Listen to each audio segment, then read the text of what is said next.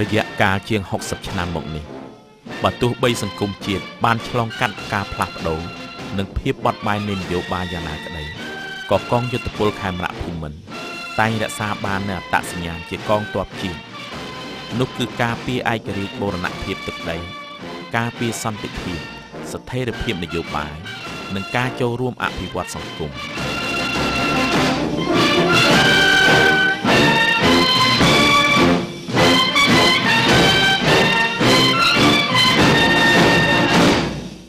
អនុវត្តតាមគោលនយោបាយរបស់រាជរដ្ឋាភិបាលកម្ពុជា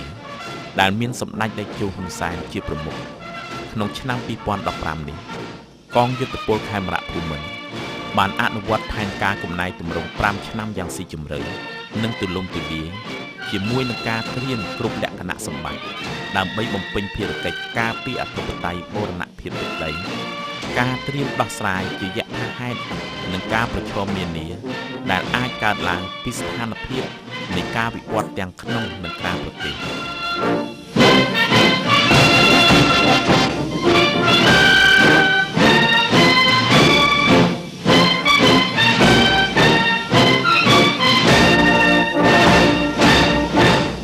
ដោយផ្អែកតាមផែនការនៃដំណាក់កាលនីមួយៗដំណើរការវឹកវើក្នុងកងយុទ្ធពលខេមរៈភូមិន្ទត្រូវបានយកចិត្តទុកដាក់ជាសំខាន់ដើម្បីបង្កើនសមត្ថភាពតាមរយៈការបំពេញនិងការបណ្ដុះបណ្ដាលជំនាញប្រកបដោយបច្ចេកទេសនិងវិជ្ជាជីវៈ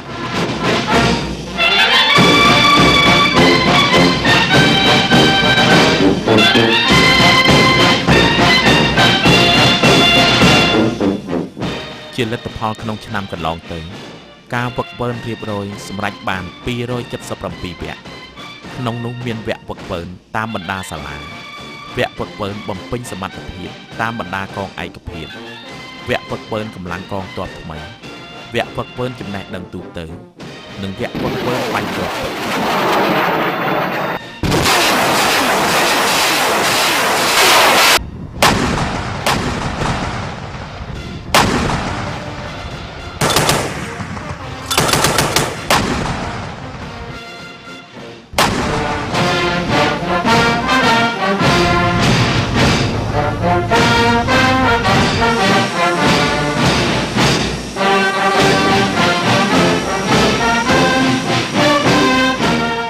ចំពោះលទ្ធផលវឹកវើពាក់កណ្ដាលរៀបរយសម្រេចបាន789លើកក្នុងនោះមានវឹកវើក្រៅប្រព័ន្ធនិងវឹកវើនៅនឹងកន្លែង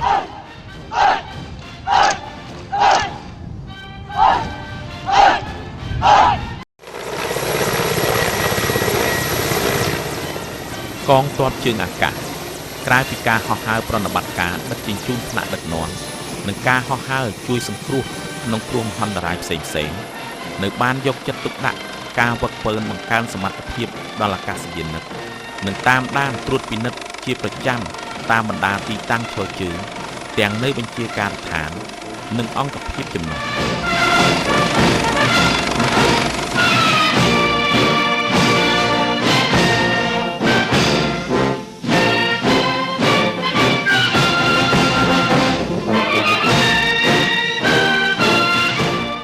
តាមរយៈស្នាដៃនិងលទ្ធផលដែលសម្រេចបានមកនេះក៏អាស្រ័យដោយមានការយកចិត្តទុកដាក់ឧបត្ថម្ភលើការងារវឹកវើពីសំណាក់សម្ដេចអគ្គមហាសេនាបតីតេជោហ៊ុនសែននិងការចង្អុលណែនាំពីក្រសួងការពារជាតិនិងការដឹកនាំបញ្ជាដោយផ្ទាល់ពីអគ្គបញ្ជាការដែលធ្វើឲ្យការអនុវត្តទាំងក្នុងសាលានិងលើទីមានវឹកហាត់ទទួលបានជោគជ័យ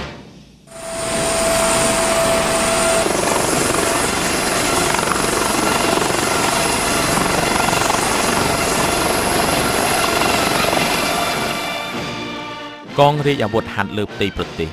កន្លងមកនេះបានអនុវត្តដោយការទទួលខុសត្រូវខ្ពស់ក្នុងការការពារសន្តិសុខរក្សាសុវត្ថិភាពជូនថ្នាក់ដឹកនាំអិសរាជជនសំខាន់ព្រមទាំងការស្រាវជ្រាវបង្ក្រាបបទល្មើសមួយចំនួនរួមមានប្លន់ប្រដាប់អាវុធឃាតកម្មគ្រឿងញៀនជាដើមប្រកបដោយប្រសិទ្ធភាពខ្ពស់កិច្ចខិតខំនេះគឺជាស្នាដៃរបស់នាយនិងពលអាវុធហត្ថទាំងអស់ពិសេសមេបញ្ជាការថ្នាក់ដឹកនាំនៃបញ្ជាការដ្ឋានកងរាជអាវុធហត្ថលើផ្ទៃប្រទេសដែលបានពុះពៀគ្រប់ឧបសគ្គដើម្បីឈានសម្រេចនៅភារកិច្ចស្នូលរបស់ខ្លួន ស្របតាមគោលការណ៍ដែលរាជរដ្ឋាភិបាល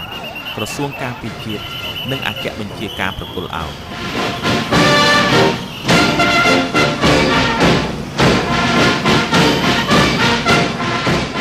នៅលើគោលដៅនៃយុទ្ធសាស្ត្រការពារជាតិនេះដែរកិច្ចការអប់រំចិត្តសាស្ត្រការផ្សព្វផ្សាយច្បាប់ចរាចរណ៍និងលិខិតបទដ្ឋានគតិយុត្តនានាបានដំណើរការបើកវគ្គជាបន្តបន្ទាប់ដើម្បីលើកកម្ពស់ការអប់រំចំណេះដឹងដល់កងយោធពលខេមរៈភូមិន្ទតាមរយៈនៃដំណើរការនេះគឺពិតជាមានតម្លៃណាស់ដែលទាមទារនឹងការដុសខាត់ជាប្រចាំទាំងស្មារតីសតិអារម្មណ៍នយោបាយចិត្តសាស្ត្រការគោរពវិន័យចាត់តាំងពិសេសការពង្រឹងសាមគ្គីភាពផ្ទៃក្នុងដើម្បីឲ្យคล้ายជាប្រពៃណីដ៏ល្អរបស់កងយោធពលខេមរៈភូមិន្ទក្នុងពេលបំពេញភារកិច្ច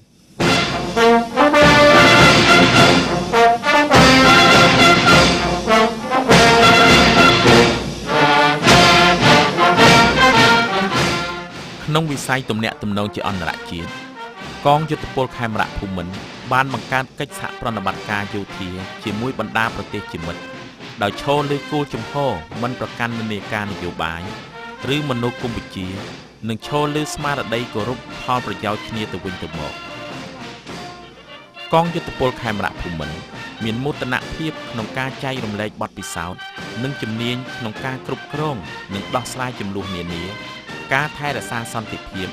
និងការកសាងមិត្តភាពជាមួយប្រទេសទាំងអស់នៅក្នុងតំបន់សមិទ្ធផលនេះបានបង្ហាញតាមរយៈពីការប្រែក្លាយខ្លួនពីការធ្លាប់ទទួលកងកម្លាំងថែរក្សាសន្តិភាពទៅជាអ្នកបញ្ជូនកងកម្លាំងរក្សាសន្តិភាពពីប្រទេសដែលរងគ្រោះដោយសារមីនคล้ายទៅជាប្រទេសដែលឈានមុខគេមួយសម្រាប់ពិភពលោកនៃយុទ្ធនាការប្រឆាំងគ្រាប់មីនចាប់តាំងពីឆ្នាំ2006រហូតមកដល់បច្ចុប្បន្ននេះរាជរដ្ឋាភិបាលកម្ពុជាបានបញ្ជូនកងទ័ពរក្សាសន្តិភាពក្រោមឆ័ត្រអង្គការសហប្រជាជាតិបានចំនួន14លើកស្មើនឹងជាង 2000 នាក់ទៅកាន់ប្រទេសចំនួន7ដូចជាប្រទេសស៊ូដង់សាធារណរដ្ឋអាហ្វ្រិកកណ្ដាលលីបង់ស៊ីរីនិងម៉ាលីការបញ្ជូននេះធ្វើឡើងបន្ទាប់ពីមានការស្នើសុំរបស់អង្គការសហប្រជាជាតិក្នុងការចូលរួមចំណែកបង្កើតឲ្យមានសន្តិភាពដល់បណ្ដាប្រទេសមួយចំនួននៅតំបន់ព្រំដែនទោះបីសភាពការយោធាចុងក្រោយនេះមានសភាពស្ងប់ស្ងាត់ក្តីក៏ថ្នាក់ដឹកនាំគណៈបញ្ជាការសមរភូមិនាយទាហានពលទាហាននៅតែបន្តបង្កើនការយកចិត្តទុកដាក់លើកិច្ចការរបស់ខ្លួនជាប្រចាំក្នុងកិច្ចការពារបូរណភាពទឹកដីដោយបានចុះត្រួតពិនិត្យតាមបណ្ដាកងឯកភាពដើម្បីធ្វើការកែសម្រួលកម្លាំងរូបភាពឈរជើង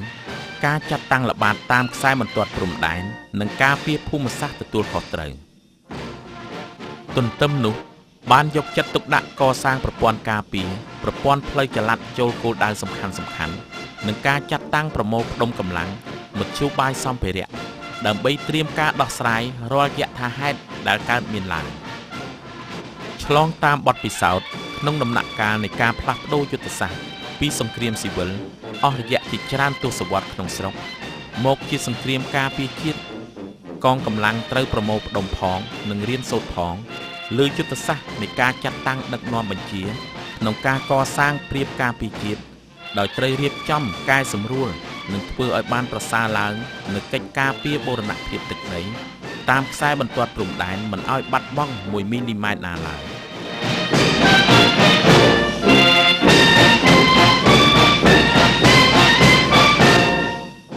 ជាមួយស្ថានភាពស្ងប់ស្ងាត់នៅតំបន់ព្រំដែននេះដែរការចាត់តាំងធ្វើលំហាត់វឹកវើដល់កងកម្លាំងជួរមុខក៏ត្រូវពង្រឹងជានិច្ចជាក់ស្ដែង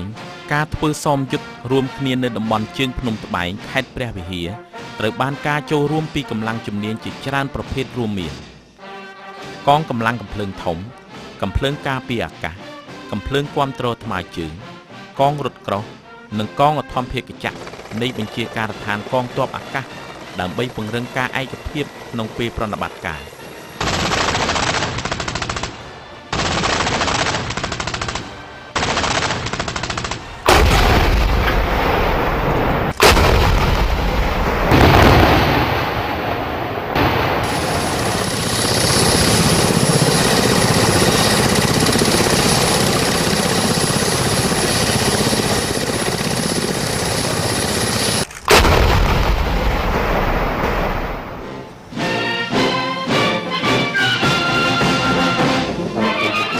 សកម្មភាពនៃការធ្វើសមយុទ្ធនេះ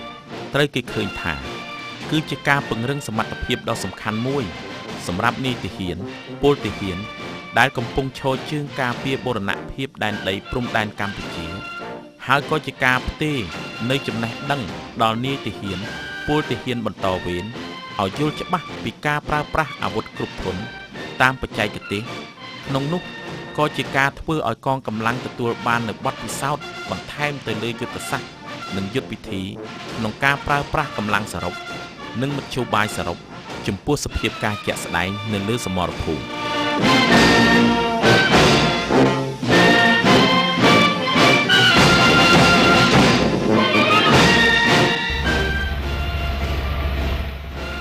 ដើម្បីរួមចំណែកស្ដារហេដ្ឋារចនាសម្ព័ន្ធជាតិកងយុទ្ធពលខេមរៈភូមិន្ទដែលមានកងវិស្វកម្មជាកម្លាំងស្នូលបានបំពេញភារកិច្ចកសាងស្ពានថ្នល់ជាច្រើនកន្លែងជាពិសេសប្រព័ន្ធគមនាគមន៍នៅតាមបណ្ដោយព្រំដែនដើម្បីតភ្ជាប់ផ្លូវយុទ្ធសាស្ត្រនិងផ្លូវទៅកាន់តំបន់ដាច់ស្រយាលជាការពិតការស្ដារនិងការកែលម្អឡើងវិញនៅរាល់ហេដ្ឋារចនាសម្ព័ន្ធរូបវន្តដូចជាស្ពានថ្នល់និងផ្លូវលំនៅជនបទនៅតែជាយុទ្ធសាស្ត្រនិងជាមធ្យោបាយដ៏មានសារៈសំខាន់នៃកំណើនសេដ្ឋកិច្ចនិងជាសរសៃឈាមសម្រាប់តភ្ជាប់នៅគ្រប់ច្រកល្ហកនៅក្នុងព្រះរាជាណាចក្រកម្ពុជា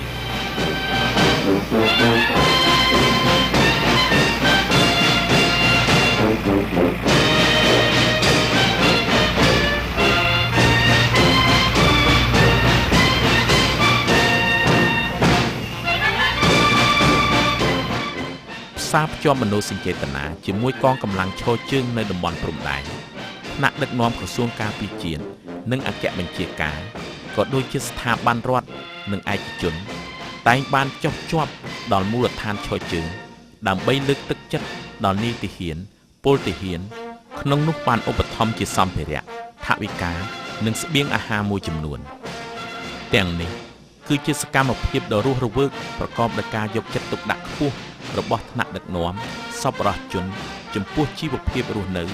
និងសុខុមាលភាពរបស់បងប្អូននាយទាហានពលទាហាននៃកងយុទ្ធពលខេមរៈភូមិន្ទ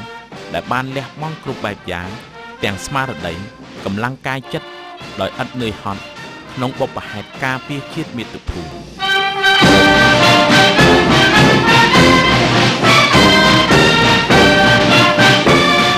ជារៀងរាល់រដូវកាលដែលអាចមានបញ្ហាប្រឈមចំពោះសុខភាព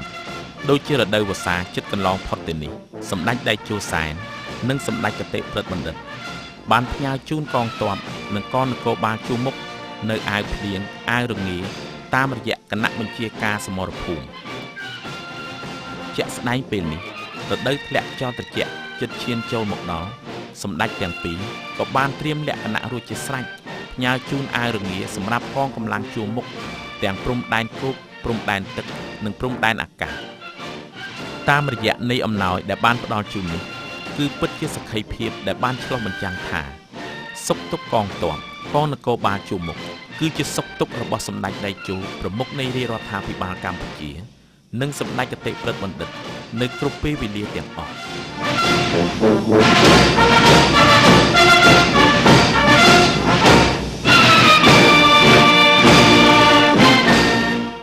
កើតចេញពីគោលនយោបាយរបស់រាជរដ្ឋាភិបាលសម្ដេចតេជោហ៊ុនសែនភូមិករនិងលំនៅឋានជាច្រើនខ្នងត្រូវបានបង្កើតឡើងលើទំហំផ្ទៃដីជាច្រើនពាន់ហិកតាសម្រាប់បម្រើឲ្យសេចក្តីត្រូវការក្នុងជីវិតនិងជីវភាពរស់នៅរបស់កងទ័ពនិងគ្រួសារកងទ័ពនៅតំបន់ព្រំដែនមានផ្ទះគំរូផ្ទៃដីទំហំ40ម៉ែត្រគុណនឹង100ម៉ែត្រដីស្រែទំហំ3ហិកតានិងដំណាំហូបផ្លែមួយចំនួនទៀតសមិទ្ធផលបំពេញតម្រូវការចាំបាច់ក្នុងជីវិតនិងជីវភាពទាំងនោះត្រូវបានបង្កើតឡើងក្នុងឆ្នាំ2010ស្របពេលដែលភូមិអភិវឌ្ឍថ្មីត្រូវបានបង្កើតឡើងនៅក្រោយពេលដែលបណ្ដាកងពលមួយចំនួនបានមកបោះទីតាំងឈរជើងក្នុងឆ្នាំ2008និងក្នុងឆ្នាំ2009ការផ្ដល់ជូនរបស់សម្ដេចតេជោហ៊ុនសែននិងសម្ដេចគតិព្រឹទ្ធបណ្ឌិតប៊ុនរ៉ានីហ៊ុនសែននេះត្រូវបានគេមើលឃើញថាធ្វើឡើងចំពេលវេលាដើម្បីបំពេញតម្រូវការចាំបាច់ចំពោះមុខនិងការកាត់បន្ថយភាពក្រីក្រជាពិសេស ដើម្បីលើកទឹកចិត្តនិងការដឹងគុណចំពោះការលះបង់របស់កងទ័ពក៏ដូចជាគ្រួសារកងទ័ពចំពោះប្រទេសជាតិ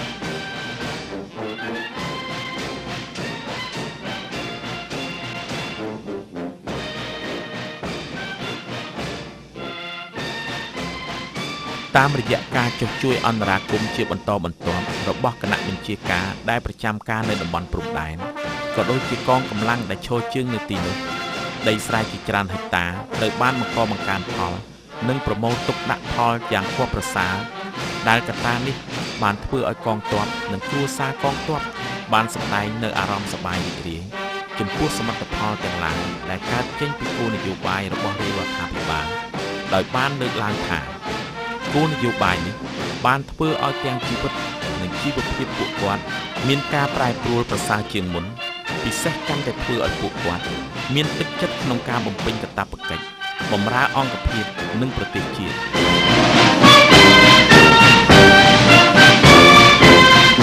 ក៏ដូចជាបណ្ដាកងឯកភាពព្រំដែនគោកដែរកងទ័ពជើងទឹកតែងទទួលបាននូវការគាំទ្រពីសំណាក់ថ្នាក់ដឹកនាំក្រសួងការពារជាតិនិងអគ្គបញ្ជាការពិសេសការជួយឧបត្ថម្ភគ្រប់បែបយ៉ាងពីសំណាក់សម្ដេចអគ្គមហាសេនាបតីដៃជោហ៊ុនសែននិងសម្ដេចគតិព្រឹទ្ធបណ្ឌិតទាំងនេះគឺជាកត្តាដ៏សំខាន់ក្នុងការលើកទឹកចិត្តដល់នាយនាវីពលនាវិកឲ្យមានឆន្ទៈមោះមុតនិងមានសុទិដ្ឋិនិយមក្នុងការបំពេញបេសកកម្មរបស់ខ្លួនកន្លងមកក៏ដូចជាបច្ចុប្បន្នកងទ័ពជើងទឹកនៃកងយុទ្ធពលខេមរៈភូមិន្ទបានបំពេញសកម្មភាពជាច្រើនទាំងកិច្ចការពារខ្សែបន្ទាត់ព្រំដែននៃមាតុភូមិនិងកិច្ចសហប្រតិបត្តិការពារសន្តិសុខសុវត្ថិភាពសង្គមការកសាងពង្រឹងសមត្ថភាពកងទ័ពជើងទឹកតាមរយៈការបង្កើនបណ្ដុះបណ្ដាលយោធិនអាជីពការគ្រប់គ្រងដឹកនាំកសាងអង្គភាពការថែរក្សាសម្ភារៈបច្ចេកទេសនិងការចិញ្ចឹមទ័ព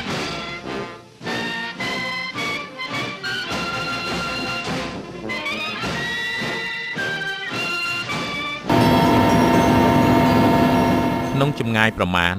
108គីឡូម៉ែត្រពីដែនដីគោកខេត្តព្រះសីហនុពូលវ៉ៃគឺជាកោះមួយក្នុងចំណោមកោះឯទៀតដែលត្រូវបានរាជរដ្ឋាភិបាលយកចិត្តទុកដាក់ថែរក្សាការពារនិងអភិវឌ្ឍបច្ចុប្បន្នសមិទ្ធផលជាច្រើននៅលើកោះក្រៅពីសំណង់អគារនិងហេដ្ឋារចនាសម្ព័ន្ធដែលបានផ្ដល់ជូនដោយសម្ដេចគតិព្រឹទ្ធបណ្ឌិតប៊ុនរនីហ៊ុនសែនកងកម្លាំងការពារកោះបានយកចិត្តទុកដាក់ដាំដំណាំផ្លែឈើជាច្រើនមុខទៀតដើម្បីផ្គត់ផ្គង់ជីវភាពប្រចាំថ្ងៃ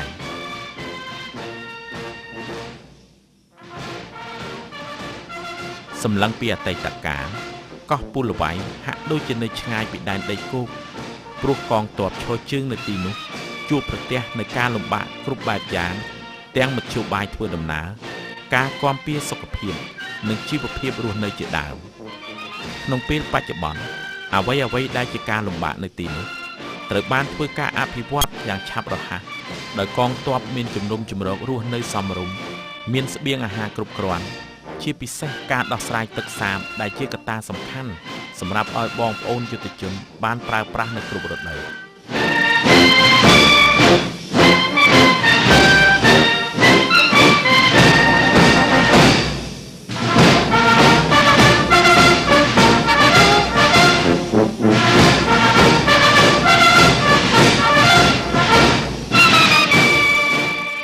ក្នុងឱកាសអបអរសាទរខួបលើកទី62ឆ្នាំនៃការបង្កើតកងយុទ្ធពលខេមរៈភូមិន្ទថ្នាក់ដឹកនាំនាយទាហានរងនិងពលទាហានទាំងអស់សូមសម្ដែងនឹងការដឹងគុណនិងចងចាំជានិច្ចនូវគុណូបការៈដ៏ឧត្តមឧត្តមរបស់សម្ដេចតេជោហ៊ុនសែននិងសម្ដេចគតិព្រឹទ្ធបណ្ឌិតចំពោះកងទ័ពនិងសូមបដិញ្ញាការពារសមិទ្ធផល